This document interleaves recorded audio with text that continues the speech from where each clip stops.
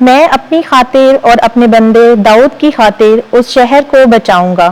آج کی ہماری پہلی تلاوت ملوک کی دوسری کتاب 19واں باب 9ویں سے 11ویں، 14ویں سے 21ویں اور 31ویں سے 36ویں آیت مقدسہ۔ ایک دن سنہرب نے پھر حزقیہ کے پاس ایلچی بھیج کر کہا کہ تم حزقیہ شاہ یہودا سے بات کر کے کہو کہ تیرا خدا جس پر تو بھروسہ کیے ہوئے ہے تجھ کو دھوکہ نہ دے گا۔ یہ کہہ کر یروشلم شاہ اشور کے ہاتھ میں حوالے نہیں کیا جائے گا۔ تو نے سنا ہے کہ اشور کے بادشاہوں نے تمام ملکوں سے کیا کیا اور کیسے ان کو برباد کیا، اور کیا تو بچ جائے گا؟ تب حزقیہ نے ایلچیوں کے ہاتھ سے خط لیا اور اسے پڑھا، پھر خداوند کے گھر میں گیا اور حزقیہ کے وہ خط خداوند کے سامنے کھول دیا۔ اور حزقیہ نے خداوند کے حضور دعا کر کے کہا، اے خداوند اسرائیل کے خدا، کروبیوں پر بیٹھنے والے، تو ہی اکیلا زمین کی سب مملکتوں کا خدا ہے۔ تو نے ہی آسمان اور زمین بنائے۔ اے خداوند اپنے کان جھکا اور سن، اے خداوند اپنی آنکھیں کھول اور دیکھ، اور سنہرب کی باتیں سن جس نے اسے بھیجا، تاکہ زندہ خدا کو ملامت کرے۔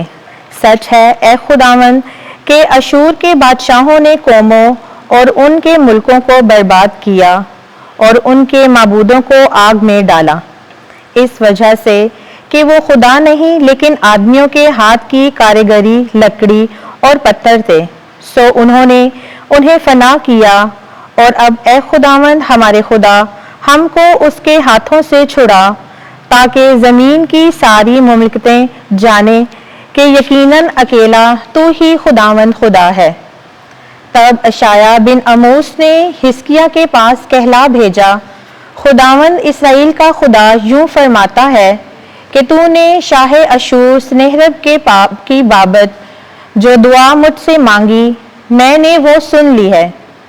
یہ وہ کلام ہے جو خداوند نے اس کے حق میں فرمایا کہ صہیون کے باکرہ بیٹی نے تیری تحقیر کی اور ہنسی، اور یروشلم کی بیٹی نے تیرے پیچھے اپنا سر ہلایا، مگر بقیہ یروشلم سے اور بچ رہے ہوئے کوہ صہیون سے باہر نکلیں گے۔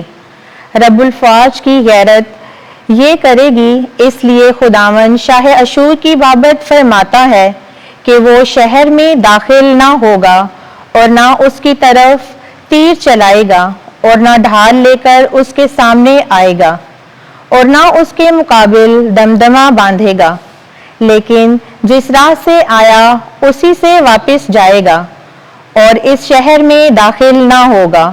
خداوند فرماتا ہے، اور میں اس شہر کی حمایت کروں گا اور اپنی خاطر اور اپنے بندے داؤد کی خاطر اس کو بچاؤں گا۔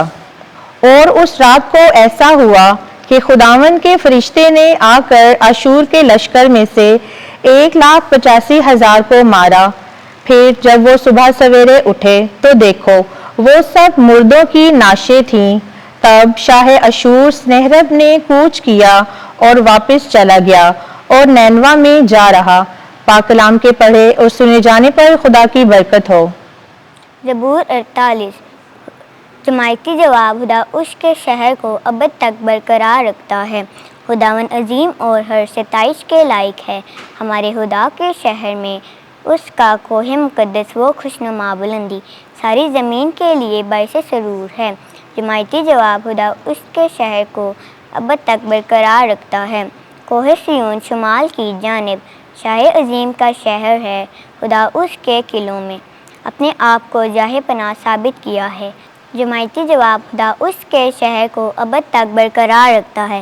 اے خدا، ہم تیری ہیکل کے اندر تیری شفقت کو یاد کرتے ہیں۔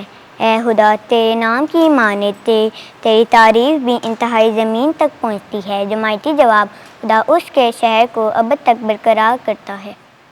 خداوند آپ کے ساتھ ہو۔ انجیل مقدس متی کے مطابق اے خداوند تیری تمجید ہو۔ 7واں باب 6 آیت۔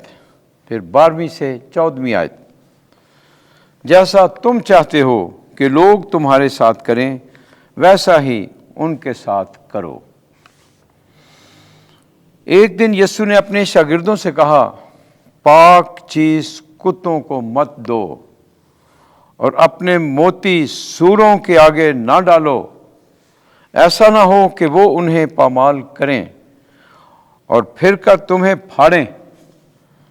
جو کچھ تم چاہتے ہو کہ لوگ تمہارے ساتھ کریں وہی تم بھی ان کے ساتھ کرو، کیونکہ تورات اور صحائف انبیاء کا خلاصہ یہی ہے۔ تنگ دروازے سے داخل ہو، کیونکہ چوڑا ہے وہ دروازہ اور کشادہ ہے وہ راستہ جو ہلاکت کو پہنچاتا ہے، اور بہت ہیں جو اس سے داخل ہوتے ہیں۔ وہ دروازہ کیسا تنگ اور وہ راستہ کیسا سکڑا ہے جو حیات کو پہنچاتا ہے، اور تھوڑے ہیں جو اسے پاتے ہیں۔ انجیل مقدس کے وسیلے سے ہمارے گناہ معاف کیے جائیں۔ اے مسیح، تیری ستائش ہو۔